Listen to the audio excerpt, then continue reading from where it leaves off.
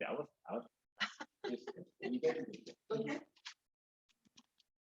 All right, well, let's do the Gandhi prayer for peace first, and then we'll have a short meditation. Would you lead it, Charlotte? Would it be okay? And then Diane will speak to it. I offer you, Thank you. Opportunity to speak to you this morning. This is our 10th anniversary at Unity this spring. We thought of that yesterday. And I'm speaking today on the topic of what is the mysterious meaning of life. And of course, I'm not an expert on the meaning of life except my own, and that only at times. So I have drawn from many different sources today, which I will duly attribute. And I've looked into several faith traditions, which I'll share with you. And around this very room, I have found some great mentors on this subject. So let's get right to it. The meaning of life is to enjoy life. Jerusha is a great model for experiencing and enjoying every moment. She is curious, engaged, interested. She is fun. She enjoys her life. I think we all need to be kind to ourselves. Awake and ask yourself, what do I need today? I love the Deepak Chopra verse that we just did. Every day, in every way, I increase my mental and physical capacity. Let's look into this a bit further. First, exercise. Enjoy your exercise, especially being outside and on walks. Nature, green light, quiet, all are closely associated with human well-being. Caring for our amazing bodies is a duty and a privilege. Nutrition is important. It is said, let your food be your medicine. We are fortunate that fruits, nuts, vegetables are all grown here locally and top quality. Find some produce you enjoy and make it a regular part of your day.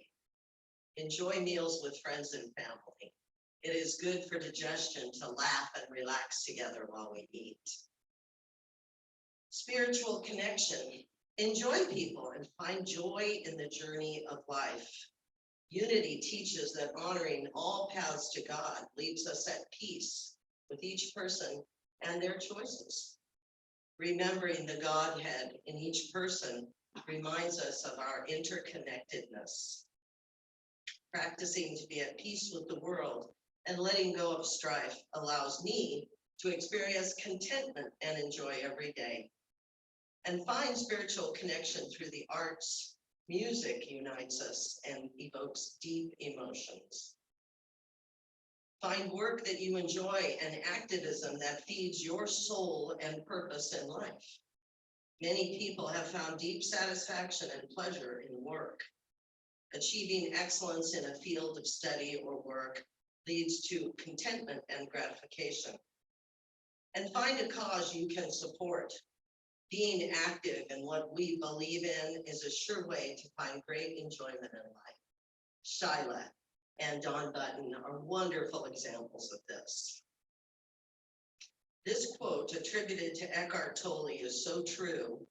You are not your thoughts. You are not your feelings. You are pure awareness. To practice pure awareness, allow yourself time to enjoy quiet and meditation. Letting the thoughts of the ego move through unimpeded like clouds in the sky lets us relax and tame the vigorous force of your mind. And honor, nurture, and enjoy your family. All over the world, people report family as their main source of deep meaning. They enjoy life through a goal larger than simple self-interest, that of caring for family. Sacrificing time and effort in nurturing offspring is where we excel as humans. Caring for elderly relations is a societal norm for many cultures.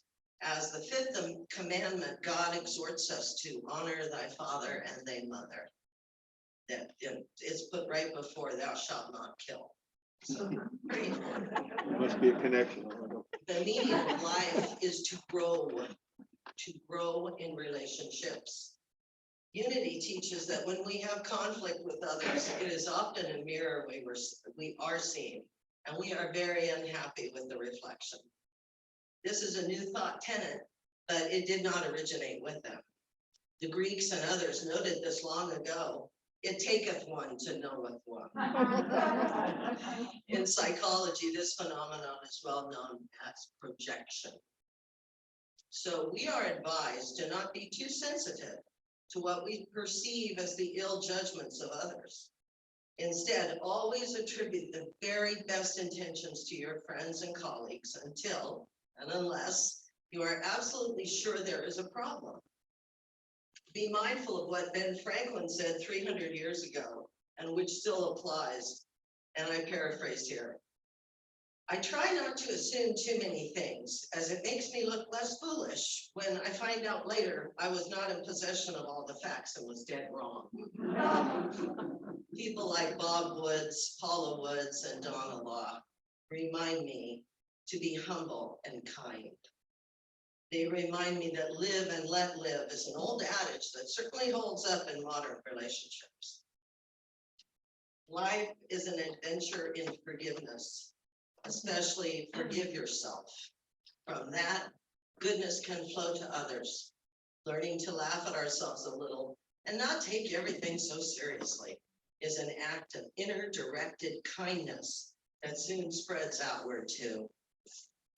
The Bible has much advice on relationships, even if we do not take every passage literally, and we at Unity do not. I have coined the term metaphorians to describe us in our approach to the Bible. There is much to learn within its pages. In 1 Thessalonians 5:11, Christians are instructed, therefore encourage one another and build one another up as you are doing. And 1 Peter 3:8, finally, all of you have unity of spirit, sympathy, love for one another, a tender heart, and a humble mind. The meaning of life is to grow in realizing our impact on the planet. Clothing is a big segment of consumption now. A single t-shirt takes up to 700 gallons to produce from the field to the retailer, and then gets shipped 6,000 nautical miles from China to get here. You don't need any new clothes. Of course, I'm talking to the mirror now. We see somebody else's new toy and we want one too. This is a trap because comparison is rightly said to be the thief of happiness. Also, all that stuff has to be disposed of eventually. Really, the phrase throw it away is misleading. There is no away. The city of Oroville should give Raul a medal for cleaning up so many tons of trash left by renters and people who dump their trash on our properties. He patiently cleans it all up, and we spend a fair amount of time at the landfill. It is a harsh lesson in the failings of consumerism. The meaning of life is to grow in studying the wisdom of the world. The ancient Greeks, actually Plato in the 4th century, identified the 4 virtues. They are fortitude, which is the courage to face difficulty and danger, prudence, the wisdom and ability to make good decisions, to discern right from wrong, and to be able to ask an expert and take advice. Temperance is the self-control to moderate appetites and desires. That reminds me that everything in moderation certainly applies here. And finally, justice, which unites the other 3 virtues. To be fair and reasonable is the outcome of mastering the other 3 virtues. We are to grow in our love of God and one another. Sikhism sees life as an opportunity to understand God, as well as to discover the divinity within each of us. Peace and equality are important to Sikhs, But activism on behalf of fellow humans is also imperative to make a life meaningful to them. Many Native Americans follow the medicine wheel philosophy of life, which identifies and describes the 4 parts of human nature and shows how they are connected: mind, body, emotions, and spirit. Finding harmony in these 4 quadrants is part of the meaning of Native life. The Navajo greeting is, may you walk in beauty.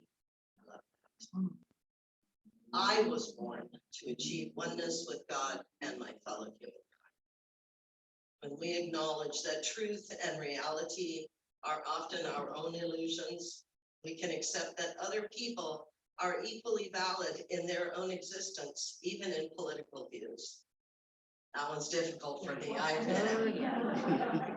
That's enough. The meaning of life is to grow in gratitude.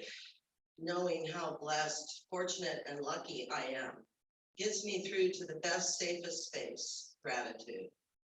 I like the phrase, do not let the perfect be the enemy of the good, which I take to mean, look for the good in everything and be grateful for it. This one comes from a lady that was running a little motel where we were in Modoc County last year. And I asked her, she asked me if I had any questions. And I said, yes, what is the meaning of life? And she said, well, can I get back to you on that tomorrow? And I said, certainly, no problem. She came up with the most beautiful idea, which is the meaning of life is to make ourselves meaningful to other people. The song based on Ram Dass's quote says it best: we have taken birth to love, serve, and remember. To love your family, your offspring, your family elders. Love your friends whom you have chosen to accompany on the great safari of life. Love your animals. They are absolutely loyal in all conditions, and that's rare. Love your partners. You like to be loved. Love your community. It is a living, breathing thing.